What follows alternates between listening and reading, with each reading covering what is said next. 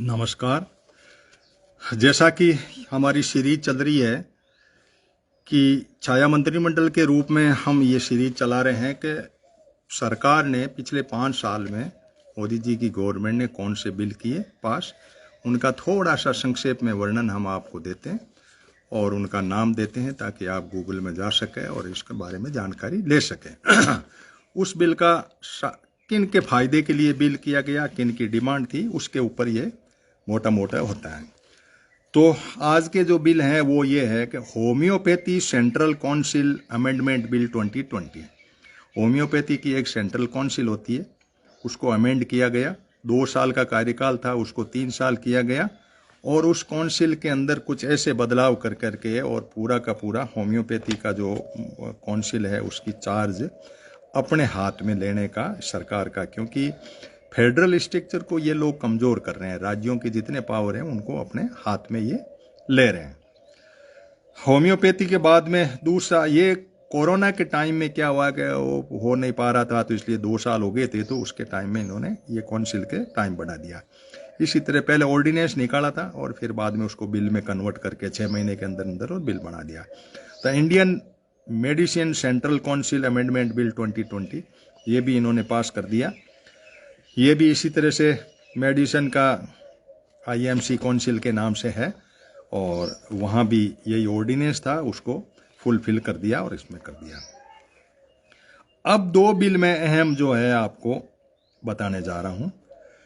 वो बिल ये है कि इसके अंदर विपक्ष ने ये मुद्दा उठाया था कि भाई आप ये जो भी खोल रहे हो इंस्टीट्यूट, वो गुजरात में खोल रहे हो, यूनिवर्सिटी जो है वो गुजरात में खोल रहे हो मुख्य रूप से।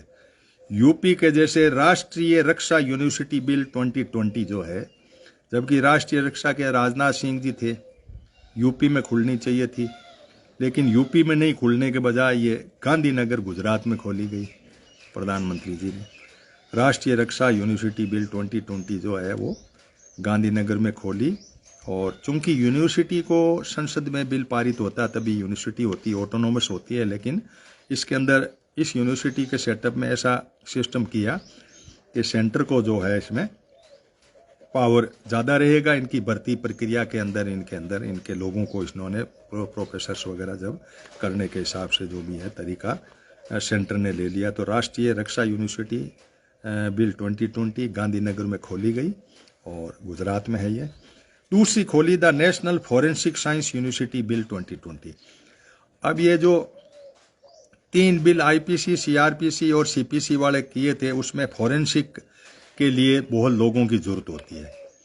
तो वो चूँकि ये जितना भी एविडेंस एक्ट है उसमें फॉरेंसिक का जो है भाई इसके अंदर कौन किसका हाथ लगा हुआ था, अंगूठा इसका है, मेल खा रहा कि नहीं खा रहा, फॉरेंसिक साइंस के अंदर लैब होती है उसके हिसाब से। तो उनके स्टूडेंट को तैयार करने के लिए national forensic science university bill 2020 ये जो है वो होम अफेयर्स जो है अमित शाह जी के अंडर में है। और राष्ट्रीय रक्षा यूनिवर्सिटी भी इन्होंने होम अफेयर्स के अंडर में दी, जबकि रक्षा मंत्रालय के पास में डिफेंस के पास होनी चाहिए। तो गांधीनगर के अंदर अमित शाह जी ने ये 2 यूनिवर्सिटी खोल दी। एक पहले गति शक्ति के नाम से बड़ौदा में खुली हुई है, 3 यूनिवर्सिटियाँ तो इन्होंने खोल दी। और दूसरा जो सेमीकंडक्टर के 3 प्रोजेक्ट इंडिया में थे, जिसमें से 2 आप गुजरात में ले गए। कहने का मेरा मायना है कि विकास और विज्ञान और इनसे संबंधित तो सारे इंस्टीट्यूट जा रहे हैं गुजरात में। मंदिर और ये कभी यूपी में कृष्ण मंदिर को छेड़ रखा है, कभी काशी को छेड़ रखा है, कभी अयोध्या को छेड़ रखा है, इन यूपी वालों को पकड़ा रखा है ये झंडा। बिहारी तो मजदूरी से ही तंग आ रहे हैं प्लेन एरिया के अंदर। तो ये बात संसद में भी उठी थी और हम भी सोचते हैं कि देखो माइंडसेट की बात है। ये तो अपने गुजरात का विकास अपने तरीके से कर रहे हैं और पूरा भारत जो है सबका साथ सबका विकास के अंदर लटका पड़ा है। सबका विकास, विकास कहाँ, विकास तो सिर्फ गुजरात का हो रहा है, कोई हो ही नहीं रहा। वैसे सारी यूनिवर्सिटी आपको जो 3 टॉप क्लास यूनिवर्सिटी जिनमें जॉब है वो आप वहाँ ले गए, तो बताओ कौन सी सबका साथ सबका विकास और क्या कैसे। तो ये सब बातें बहुत ध्यान रखने की बात है कि विकास कैसे हमारे बिल बनते हैं, किस तरीके से विकास होता है, किस तरह से लोगों के लिए इंस्टीट्यूट खोले जाते हैं। जैसे ये होम्योपैथी नहीं, आयुर्वेद का जो था केरला में बड़ा अच्छा है, लेकिन वो उसको भी इधर लेके आए हैं ये। सारी यूनिवर्सिटी जो है अपने सेटअप पे क्यों सेंटर खोलती है। लास्ट आज का बिल है वो पेस्टिसाइड मैनेजमेंट बिल 2020 है, जो एग्रीकल्चर डिपार्टमेंट के अंडर में था, उसका अभी फाइनल हुआ नहीं है। यानी पेस्टिसाइड ये दवाएं वगैरह वेडिसाइड और इनके लिए है, इनको कम करने के हिसाब से इन्होंने सोचा कि भाई हमें ये करना चाहिए। तो ये मोटी मोटे से हमने के कल फिर शनिवार है और रविवार है, इसमें हम आपके बीच में नहीं रहेंगे। रविवार की मेरी गूगल मीट रहती है, तो लोग बाहर से भी जुड़ते हैं कई, और उस हिसाब से आप जो है वो जुड़िएगा।